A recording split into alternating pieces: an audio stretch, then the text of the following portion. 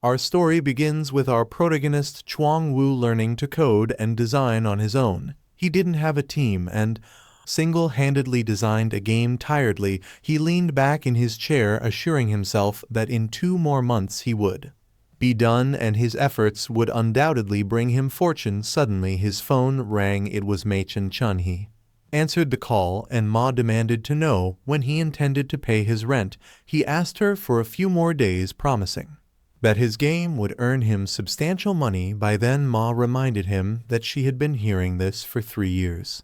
Only 10 people had bought his previous game Doomsday, and the sales of P-Man were even worse, as she was the only buyer. He replied somewhat sadly that it was simply because they lacked good taste. Ma retorted that he was the one with poor taste and warned him that if he didn't pay by tomorrow, he should prepare to be evicted. Checking his balance, he found he only had 558 RMB. The sight was frustrating, but he figured if he was thick-skinned enough, Ma wouldn't be able to do much. Resolute, he began typing again, planning to speed up his work and finish the game quickly. Suddenly, his computer shut down and a surge of numbers appeared on the screen. Messages about designing the monster's image, finalizing plots, adding more codes, and fixing bugs popped up, surprising him. Confused by what was happening and why his designs seemed alive, he received a warning that the system was overloaded. Then his computer case crashed down, smoke billowing out. He thought with despair that his life was over, but he noticed a strange light still glowing on his computer screen. The screen displayed an interface announcing the release of a new fantasy world. Releasing platform is on Earth. The progress bar started at 15%, jumped to 30%, and soon it reached 100. Upon completion, bright lights emanated from his computer. He tilted his head to avoid the blinding beam, and his surroundings started to shake uncontrollably. Realizing it was an earthquake, he rushed to the door. Flung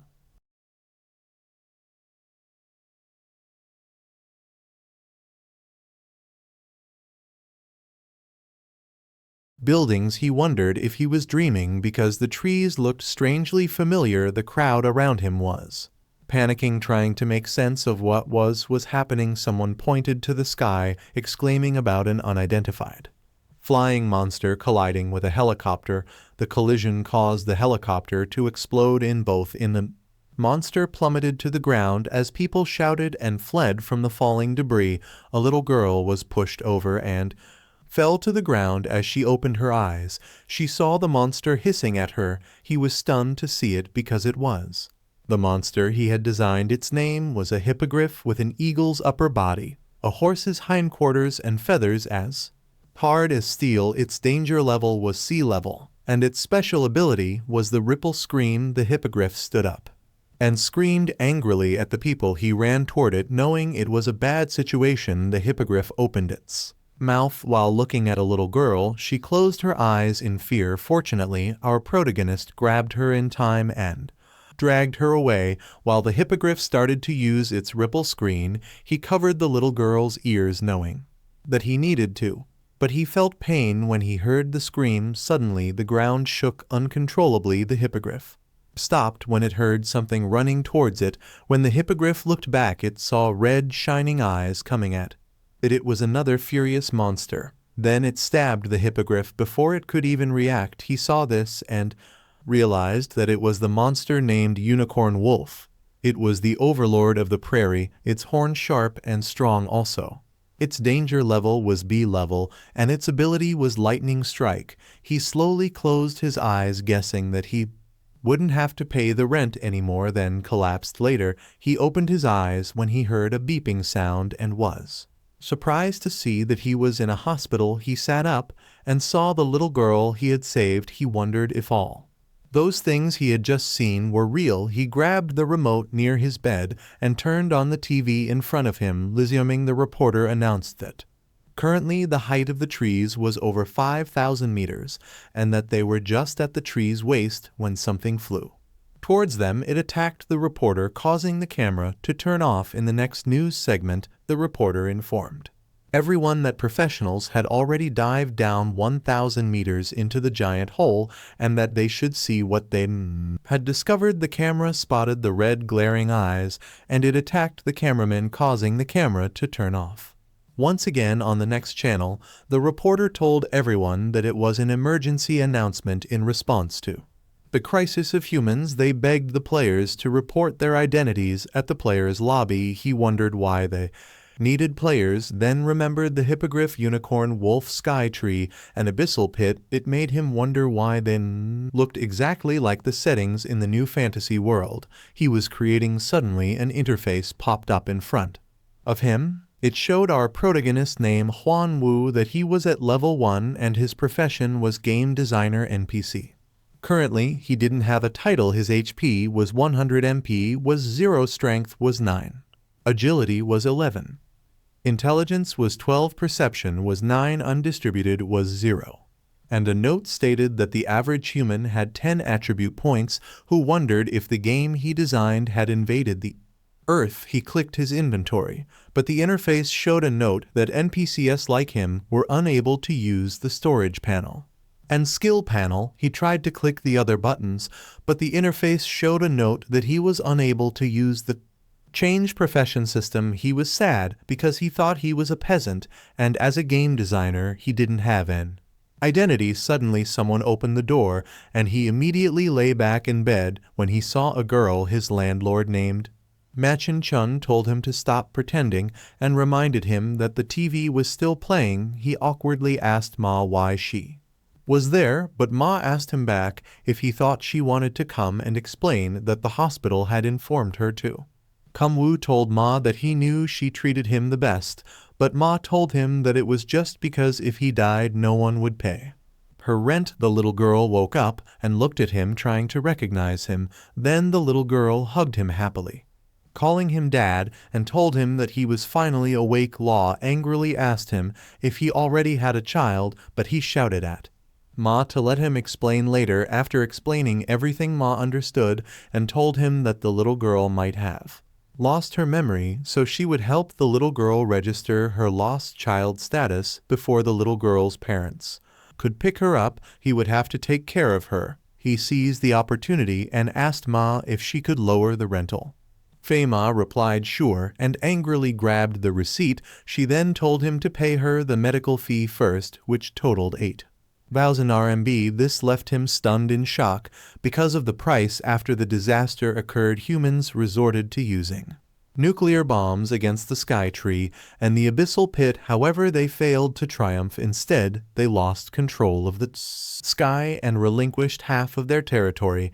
Now the fate of mankind rests in the hands of the players. Half a year later, in Zhuang Wu's house, we observed a little girl trying to lift a shield, offering it to him joyfully while calling him dad. He patted Mengmen's hair, reassuring her that she was a good girl. Meng was a temporary name that Wu had given her. He had attempted to use this name online to locate Meng's parents, although he received responses.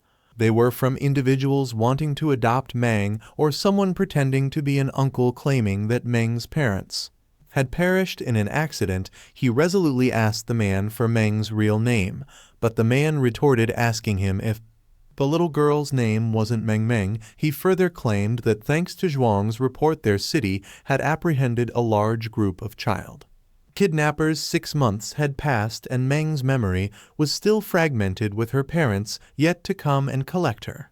Fortunately, Meng was a well-behaved child who often helped with chores, though she often ended up accidentally breaking things. This infuriated Ma, resulting in Wu being charged for repair fees 1,000 RMB for the television and 3,000 RMB for house repairs. Wu had once considered sending Meng to an orphanage, but when she tearfully called him dad, he was moved to comfort her, telling her that they should go home. The new fantasy world comprised 2 main monster areas, the underground and the wilderness. The underground monsters were notably formidable, while the wilderness monsters were marginally weaker. Who arrived at the prairie near a city. He placed his shovel on the ground and began to dig, not stopping until he had reached the hidden monster. The creature lunged into the air to attack him, but Wu defended himself with his shield, he then gripped his shovel tightly and struck the monster, breaking the creature's horn in.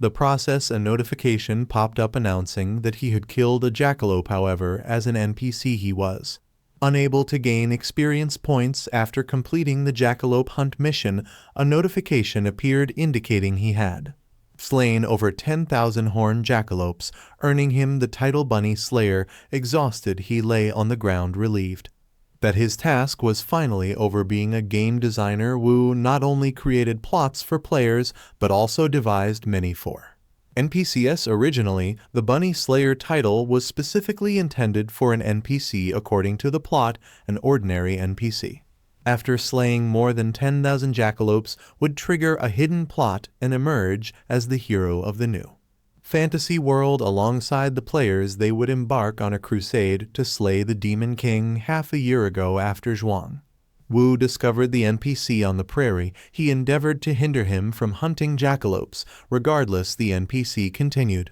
to slaughter the creatures. Wu mocked the NPC, warning him not to blame him for the consequences of his own actions. Wu dug traps in the prairie to ensnare the NPC, used jackalopes as bait to tire him, and even lured a fang boar to the prairie.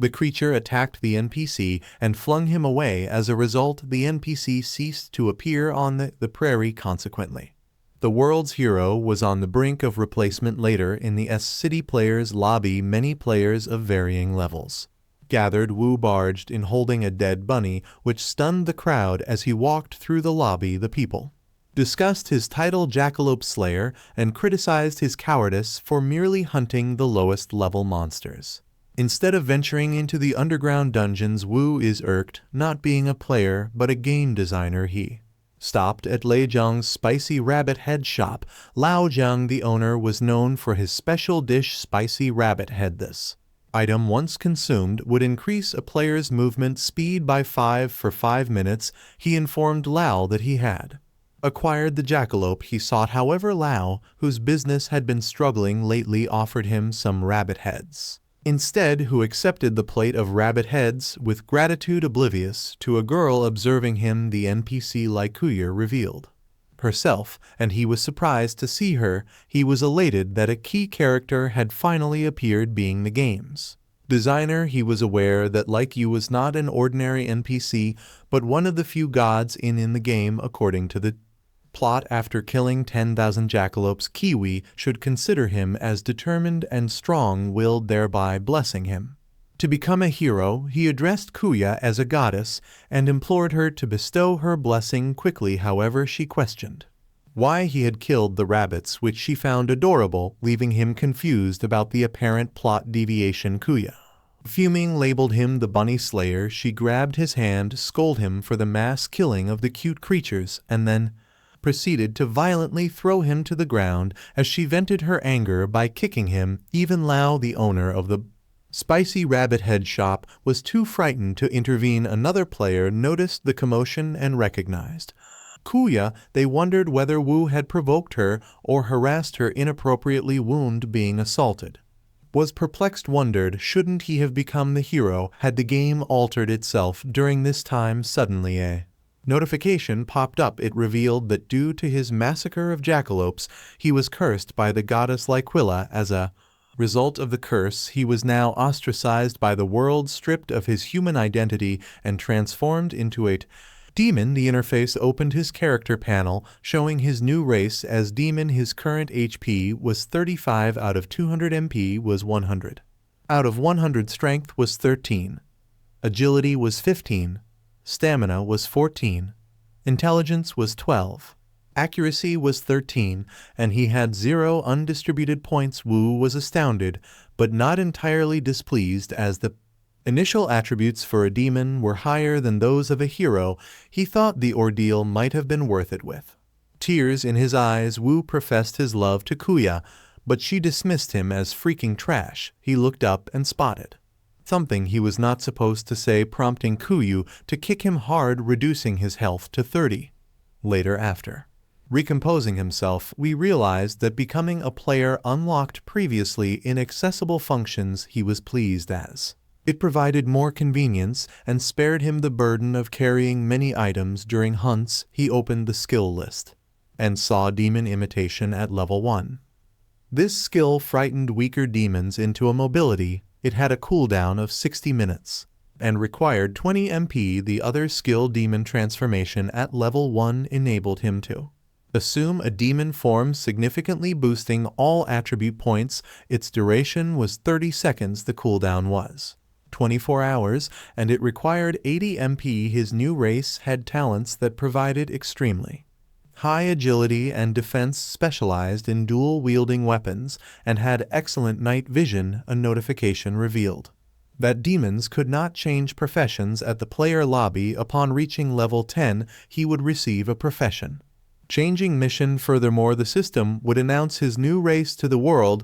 It asked him if he wished to hide his name. Wu clicked yes, and a notification immediately congratulated the S-City unknown player for being cursed by the goddess and obtaining a rare race identity, thereby unlocking a hidden plot. Other players also saw this and couldn't believe it. They too desired to be cursed by a goddess and plan to congratulate the anonymous player, unaware that Wu was the player in question and was nearby. Some even wanted to supplicate themselves to the goddess, which amused Wu. Meanwhile, in the Player Management Association's building, the person seated in the chair, President Lei Q of the S-City Management Association, also received the notification about the new race. He asked his secretary if anything major had occurred in their city recently. The secretary responded that their city's Thunder Dragon Guild had recently cleared a B-rank underground dungeon. Lai Bingyan, the secretary, assured Lei that her reliable sources confirmed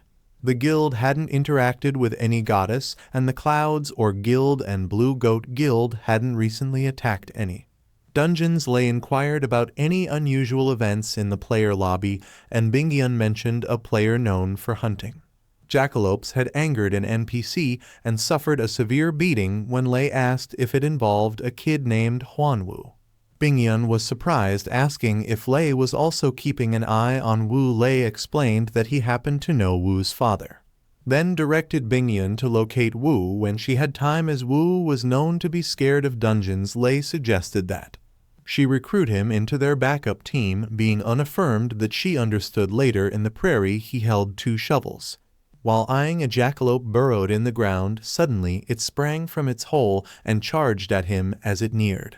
Skillfully swung his shovel down, thumping it onto the ground. A notification popped up indicating he'd slain the jackalope, awarding him 10 experience points.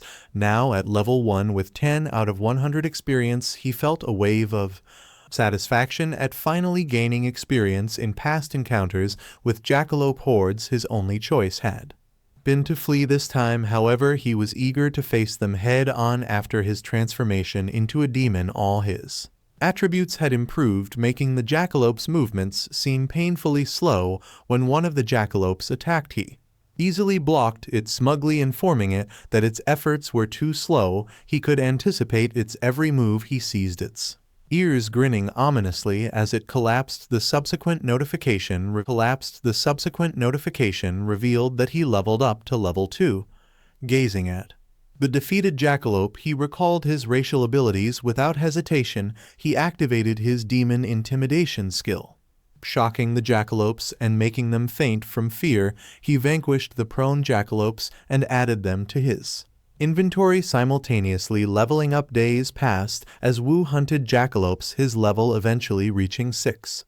However, as his level increased, the experience offered by these low-level monsters decreased. He concluded that hunting jackalopes had become pointless for gaining experience and decided it was time to hunt higher-level monsters. Although the original game design gave players only 1 undistributed attribute point per level in this world, warriors typically boosted their strength, assassins honed their accuracy, and magicians elevated their intelligence. Wu pondered which attribute to enhance as he looked up. A gigantic creature in the distance caught his eye, shocking him. It was the Jackalope King, a level 10 prairie wild boss with a horn as hard as steel, known as a D-level creature. Its Special ability was Bouncing Crash. Staring at it as it consumed a boar, Wu felt a jolt of fear. The Jackalope King was the first boss he designed for new players in this fantasy world with its high HP, resilient skin, and terrifying speed. It was a nightmare for novices. The only realistic strategy for rookies and low-level players was to use a bow to attack it from a distance. Regrettably, all he had was a shovel, leaving him regretting his initial design. Deciding on agility, Wu added his 6 undistributed points, raising it to 21. As a demon player, he was physically superior to an average novice. For the pride of a demon, he resolved to challenge the Jackalope King. However, he quickly retreated, jesting that he was kidding, and derided the jackalopes as a bunch of stupid rabbits. Enraged, the Jackalope King bellowed, were retorted, questioning whether it truly thought he would fight. In reminding it of his numerical disadvantage, the jackalopes emerged from their burrows, chasing after him, led by the Jackalope King. The king prepared to use its Bouncing Crash to impale him with its horn. Wu sidestepped in the nick of time, narrowly avoiding a second attempt as well. He taunted the king effortlessly, evading its subsequent strikes, all while daring it to land a hit. His high agility allowing him to dodge effortlessly. Furious, the king summoned the jackalopes and ordered them to attack. Wu halted upon hearing the noise and turned back to see a horde of jackalopes led by the king hot on his trail, making him panic. In a stuttering voice, he alerted others that the wild boss, the Jackalope King, had appeared and advised them to retreat swiftly. However, instead of fleeing, the other players seemed thrilled at the opportunity to secure rare loot drop by the king. They assured Wu that they'd join him, but rather than aiding him, they were also pursued by the Jackalope pack. The players curse Wu, but he merely grinned, excusing himself to prepare a meal for his child. He bid them farewell, leaving them baffled by his impressive speed and swearing vengeance on him for their current predicament. A few hours later, within Ma's building, he opened his apartment door and was welcomed by a cute man. She rushed to hug her father excitedly. He asked her what she did at home today, and Ming replied that the landlady had given her a picture book. After Zhuang Wu adopted Meng, landlady Mei Chen Chun often visited,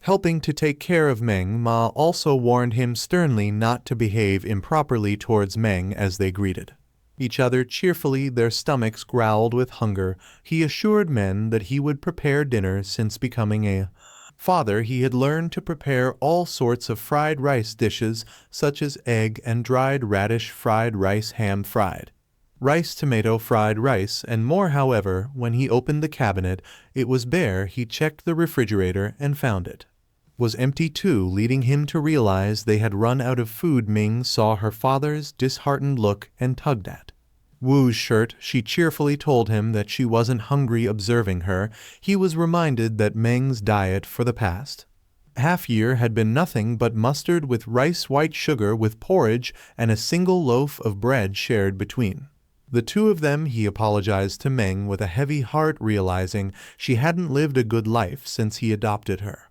He asked if she wanted to eat fried chicken, to which Meng excitedly replied that she did. However, her excitement faded as she remembered something and told Wu that she didn't want it after all. When Wu asked why, she explained that if they spent too much money, he wouldn't be able to pay the rent. Who acknowledged that he still owed Ma 3 months' rent, maintenance, and medical fees, but reassured Man that they could afford a lavish feast today, even though his balance was a mere 121 RMB. He assured Meng that from that day forward they would bid farewell to poverty. He then ordered a set of chicken that cost 120 RMB. He knew that in the post-disaster world the player had become everyone's idol, and many people admired them. These individuals either had a strong physique or unexplainable healing abilities, but most importantly, they were all wealthy, and as long as they possessed the player identity, they could enter dungeons. He also knew that unlike wild monsters, underground monsters dropped monster crystals. 1A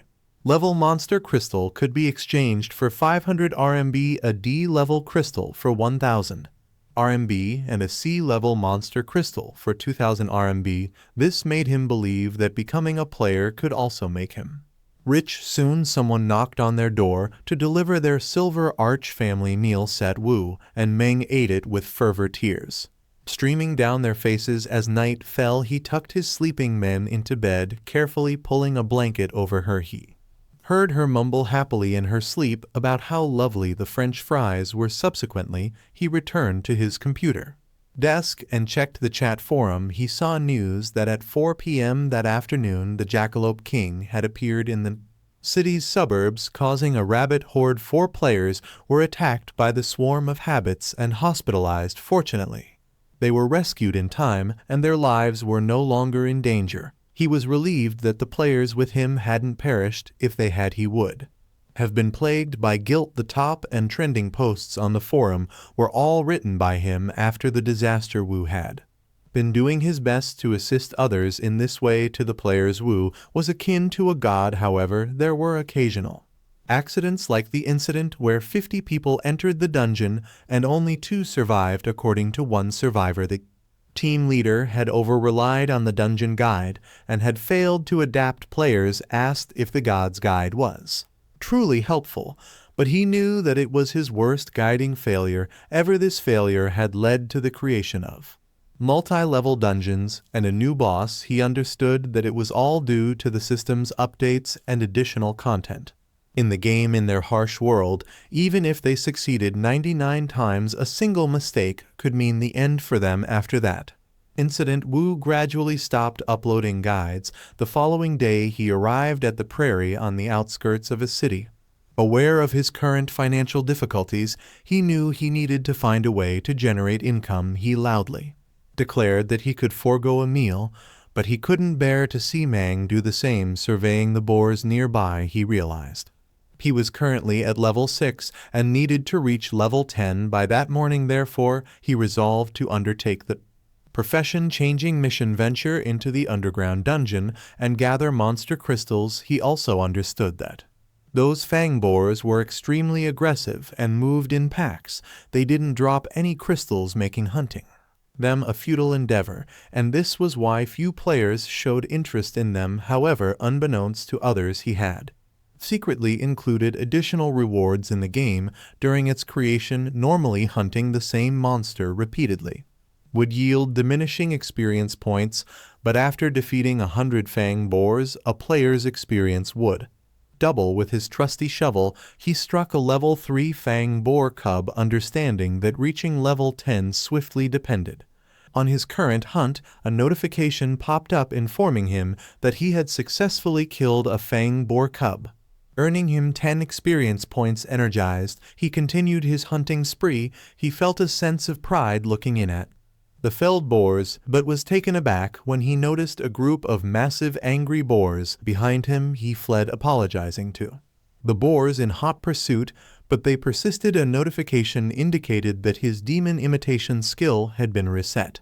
Halting his flight, he slowly turned around, addressing the boars, indicating that it was now his turn to retaliate.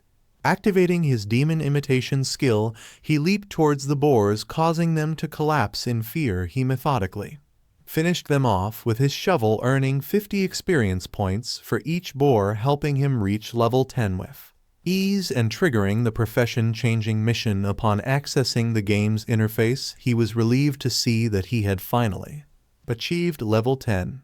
Although it had taken him half an hour longer than expected, he still had ample time. His demon race profession-changing mission was to clear the Demon Wolf dungeon located on the northern side of the Sky Tree within 60 minutes. The Demon Wolf dungeon was an E-level underground dungeon suitable for teams of 5 players who had already changed professions and have levels ranging from 10 to 20. In this new fantasy world, there were 2 types of dungeons: underground dungeons and fixed underground dungeons. Fixed underground dungeons had set locations and physical gates. The monsters within these dungeons could not escape, and once players cleared these dungeons, they would reopen. On the other hand, random underground dungeons were spatial cracks that could randomly appear in the wilderness or the city. If left unclear for too long, the monsters could exit these dungeons and invade the earth. Moreover, these dungeons would vanish once players had cleared them. He felt the difficulty of the profession-changing mission was hellish, and suspected that the system was intentionally targeting him after humanity had unleashed nuclear weapons. On the Sky Tree, it formed a circular defense shield that blocked all technological devices if a car approached the Sky Tree. It would spontaneously combust. If a battle jet flew into the shield, it would lose its propulsion, and no signals could penetrate the shield. Thus, horse-drawn carriages were the most common mode of transportation around the Sky Tree, offered free of charge by the Management Association for players climbing into a carriage. He admired the picturesque prairie, reflecting that nature could thrive better without human interference. Eventually, they reached their destination, and he was elated to finally arrive at the Demon Wolf dungeon. As was the case in many MMORPG games, some players would halt their level progression to assist other players in exchange for money. These players advertised themselves as a carry team and promised to provide crystals and equipment to those willing to join them. Understanding the need to clear his mission within an hour, he contemplated enlisting some players to aid him. One player informed him they had a slot available and asked if he wished to join. When he inquired about the cost, the player responded that it was 20,000 RMB per journey with a promotional offer of 6 rides for the price of 5. The price stunned him, and he declined. He then noticed the group he had previously seen. Their levels seemed to have increased, and they were equipped with superior gear. Suddenly, Chen's in level 19 approached him, causing him to panic and hastily open his inventory. He knew he had to prevent them from recognizing him. Shenzhen mentioned that their team consisted of 4 players and needed one more. He then asked if he would like to join them. He looked up, donning a mask, which prompted Shenzhen to ask why he was wearing it. He explained that he was a miner, a profession dedicated to mining monster crystals within dungeons, and typically did not engage in battles. Shenzhen reassured him that his profession was not an issue and he could join them. Shenzhen also mentioned that the equipment loot would be divided amongst the 4 original members, but they would distribute the crystals equally with him or leave. They had not recognized him. He considered that their team's levels and equipment were on par with those of the carry teams. He concluded it was beneficial to ally with them and agreed to Shenzhen's proposition. Together, they opened the dungeon gate, greeted by pitch-black darkness. Since the Sky Tree inhibited all technological devices, they relied on torches for illumination instead of flashlights. Holding their torches, they ventured further into the dungeon, and he activates his demon's eyes. They notice shining crystals embedded in the ground, and the walls. Kaizio Zhang, level 18, was eager to collect the monster crystals, but Shenzhen cautioned him against it. A wolf emerged from the dark, its red eyes glaring at them with hostility. It was a level 12 armored demon wolf. Shenzhen warned his team about the armored demon wolves and instructed them to ready themselves for battle. While he drew the wolf's attention, one of the wolves lunged to attack them, but they released an arrow and struck it just as Shenzhen was closing in on it. Subsequently, Shenzhen decapitated it. Another wolf pounced on Shenzhen, but luckily Kiwi Gen's eye unleashed her magic in time, striking the wolf before it could attack Shenzhen. Shenzhen informed his team that both demon wolves have been dispatched and advised them to restore their energy. Before moving forward, he then addressed Wu, warning him about the dangers ahead and suggesting that he stay behind to mine. Then Shenzhen's team proceeded to continue, leaving him thinking that even though Shenzhen's group had good equipment, it was impossible for them to clear the Demon Wolf dungeon within an hour. He started digging with his shovel, knowing that the boss was very close to the entrance, just right underneath him. A minute later, his shovel reached the underground. He descended using a rope, but as soon as he set foot on the ground, he was greeted by a wolf. Looking up, he was stunned to see it. The wolf left to attack him. Fortunately, he dodged it, but suffered 10 points of damage from its sharp claws. He looked back and saw that the wolf had crashed on the ground. He opened his inventory, aware that at times like these he had to use it. Then he showed the wolf the dead jackalope, surprising it the wolf's fierceness immediately changed into puppy-like behavior upon seeing the jackalope. He threw the bunny to it, knowing that the armored demon wolves living in dungeons had a poor diet and were irresistibly drawn towards jackalopes. He took his chance and continuously stabbed the armored wolf's belly, knowing that its weak point was the stomach. Then a notification popped up informing him that he had killed an armored demon wolf and obtained 100 experience points. He was glad that he gained a lot of experience and could also get a crystal, so he decided he should level up there.